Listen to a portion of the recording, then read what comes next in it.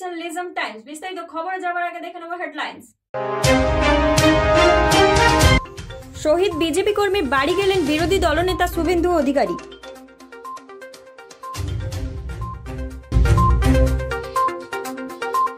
জনশুনানির এক শিবির হয়ে গেল বারাবণী ব্লকে।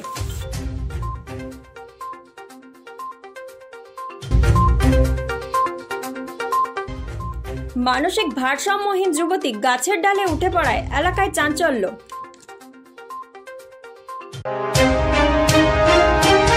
শহীদ বিজেপি কর্মী সন্দীপ ঘোষের মৃত্যুবার্ষিকীতে দুর্গাপুরের রূপগঞ্জে এসে তাকে শ্রদ্ধা জানিয়ে গেলেন রাজ্যের বিরোধী দলনেতা নন্দীগ্রামের বিধায়ক শুভেন্দু অধিকারী। প্রতিকৃতিতে মালা পরিয়ে শ্রদ্ধা জানানো হয় এই বীর শহীদকে। কাকসার রূপগঞ্জের বিজেপি কর্মী সন্দীপ ঘোষ খুন হয়েছিলেন 2018 সালের 9 ডিসেম্বর। সন্দীপ ঘোষের খুনের ঘটনায় চরম উত্তেজনা ছড়িয়েছিল কাকসা ব্লক জুড়ে। সেই মর্মান্তিক ঘটনার পর কেটে গেছে তিনটে বছর। বৃহস্পতিবার 9 ডিসেম্বর বিজেপি কর্মী সন্দীপ ঘোষকে শ্রদ্ধা জানাতে রূপগঞ্জে প্রয়াত সন্দীপ ঘোষের বাড়িতে এলেন রাজ্যের বিরোধী দলনেতা শুভেন্দু অধিকারী। এদিন তিনি প্রয়াত সন্দীপ ঘোষের পরিবারের সাথে কথা বলেন।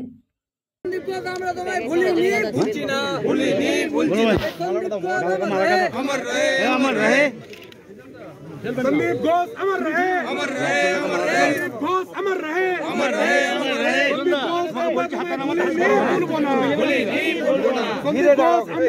তৃণমূল কংগ্রেসের সময় খুনকে খুন হিসেবে দেখা হয় না, কোন দলের লোক খুন হয়েছে আর অভিযুক্তরা কারা এটা দেখা হয়।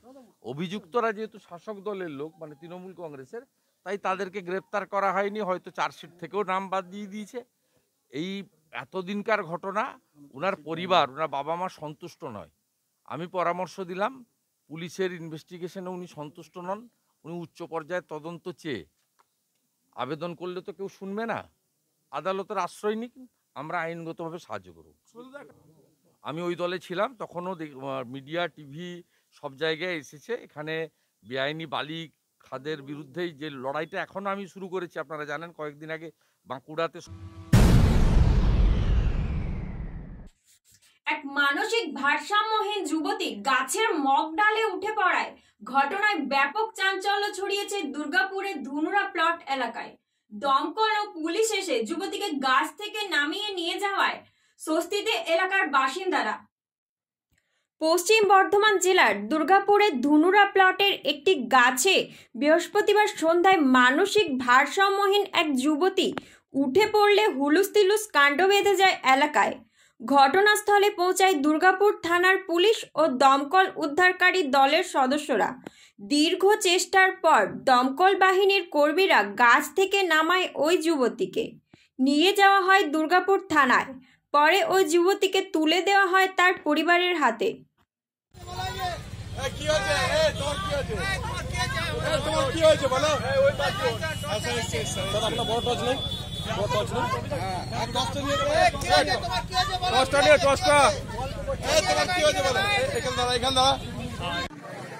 নাম ডাল ধর, ধর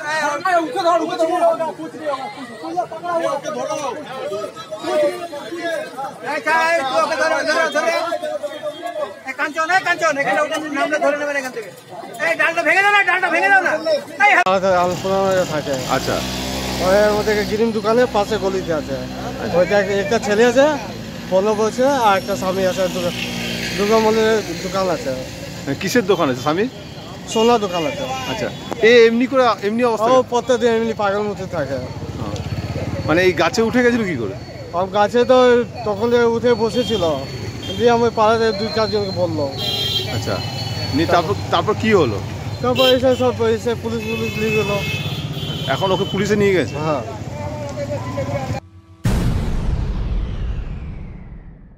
উকরাইন মাধাইগঞ্জের এলাকায় চলছে বাড়ি বাড়ি জল পৌঁছে দেওয়ার লক্ষ্যে পাইপলাইনের কাজ। অভিযোগ, সরকারি বিদ্যুৎ চুরি করেই চলছে এই কাজের যন্ত্রপাতি। হুক করে বিদ্যুৎ নিয়ে উখরা পঞ্চায়েত এলাকায় চলছে জলের পাইপলাইন বসানোর কাজ। যন্ত্র দিয়ে মাটি কাটার কাজও চলছে এই চুরির বিদ্যুতেই বলে অভিযোগ এলাকার বাসিন্দাদের। রাজ্য সরকারের জলস্বপ্ন প্রকল্পে গ্রাম পঞ্চায়েত এলাকায় পানীয় জল সংযোগের কাজ চলছে এভাবে। উখড়া মাধাইগঞ্জে এই কাজের প্রতিবাদে সরব সকলেই। নির্বিকার কাজের দায়িত্বে থাকা সঠিক সংস্থার কর্মীরা, উপযুক্ত ব্যবস্থা নেওয়ার আশ্বাস প্রশাসনের।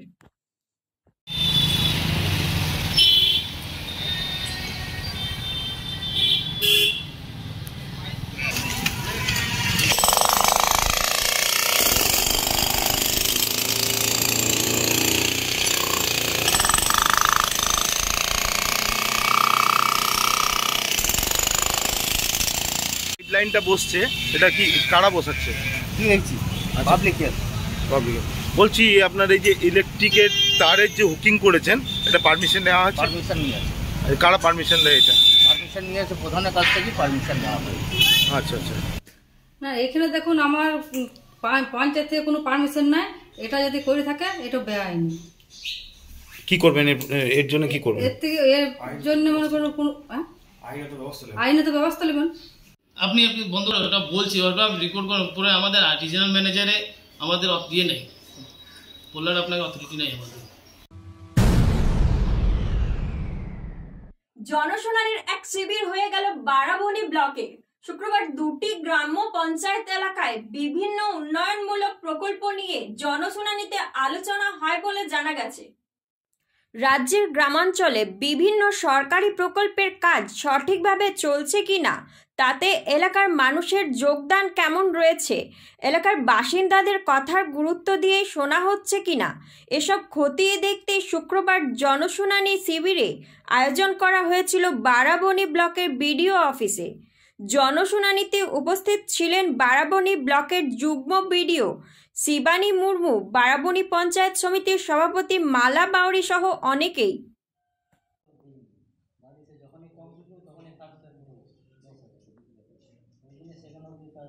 আমাদের যে কোভিড-19 যে সিচুয়েশনে আমরা যে কাজ করছি, সকলকে আমাদের বেরোতে হচ্ছে, বাড়ি বাড়ি ঘুরতে হচ্ছে। সামাজিক নিরীক্ষা যে 15 দিন ধরে চলেছে, তার আজকে ব্লক হিয়ারিং বা জনশুনানি ছিল। গ্রাম সভাতে আলোচনা হয়েছে, যারা গ্রাম সম্পদ কর্মী হিসেবে কাজ করেন তারা বাড়ি বাড়ি গিয়ে যে আমাদের 3টে স্কিম আছে, 100 দিনের কাজ, আমাদের জাতীয় সামাজিক সহায়তা প্রকল্প যেটাকে NSP বলি, এবং যেটা PMYG বা বাংলার আবাস যোজনা, এই 3টে স্কিমের যারা উপভোক্তা আছেন, যারা জব কার্ড হোল্ডার আছেন, তারা অ্যাকচুয়ালি অডিটটা মানে এই সোশ্যাল অডিট বা সামাজিক নিরীক্ষা তারাই করেন। 2020 সালে উচ্চ মাধ্যমিক পরীক্ষা ভালোভাবে করতে হবে, একটি উচ্চ পর্যায়ের বৈঠক হয়ে গেল বৃহস্পতিবার কেলেজোড়া হাই স্কুলে। বারাবণী সালানপুর এলাকায় বহু শিক্ষক শিক্ষিকা এই বৈঠকে উপস্থিত ছিলেন। আসন্ন উচ্চ মাধ্যমিক পরীক্ষায় প্রতিটি উচ্চ বিদ্যালয়ে হোম সেন্টার করার বিষয়ে বৃহস্পতিবার বারাবণী ব্লকের দোমানির কেলেজোড়া হাই স্কুলে একটি আলোচনা সভার আয়োজন করা হয়। 2022 সালের উচ্চ মাধ্যমিক পরীক্ষার প্রত্যেকটা স্কুলের হোম সেন্টার, এই নিয়েই বারাবণী ব্লকের বিভিন্ন আপার প্রাইমারি ও হাই স্কুলের শিক্ষক শিক্ষিকাদের নিয়ে বৈঠক হয়। পরীক্ষা ভালোভাবে করতে কী ধরনের প্রস্তুতির প্রয়োজন সে বিষয়েও এদিন আলোচনা হয়। এইবারের পরীক্ষা যেটা মানে সবথেকে যেটা আমাদের কাছে নতুন ছিল এবং ইলেভেন ছিল, কিন্তু এবারে প্রতিটা স্কুলে যেহেতু এইচএস ভেনু, সেক্ষেত্রে এই প্রবলেমটা আসবে। আগে থেকে আজকে যে মিটিং দোমানি কেলেজোড়া হাই স্কুলে করলাম, সেটা উচ্চ মাধ্যমিক পরীক্ষা 2022-এর একটা প্রস্তুতি সভা। কারণ ইতিমধ্যে সংসদ সভাপতি ঘোষণা করেছেন যে প্রতিটা উচ্চ মাধ্যমিক স্কুলই এবার পরীক্ষা কেন্দ্র, যেটা আমাদের কাছেও একটা চ্যালেঞ্জিং। কারণ পরীক্ষা কেন্দ্রের সংখ্যা আমাদের জেলাতে 82 থেকে 190 হয়ে যাচ্ছে এই সিদ্ধান্তে। তাই প্রতিটা জায়গাতেই আমরা ইতিমধ্যে জামুরিয়া। আজ এ পর্যন্তই। আগামীকাল আবার দেখা হবে ঠিক এই সময় এই চ্যানেলে। দেখতে থাকুন লিজম টাইমস।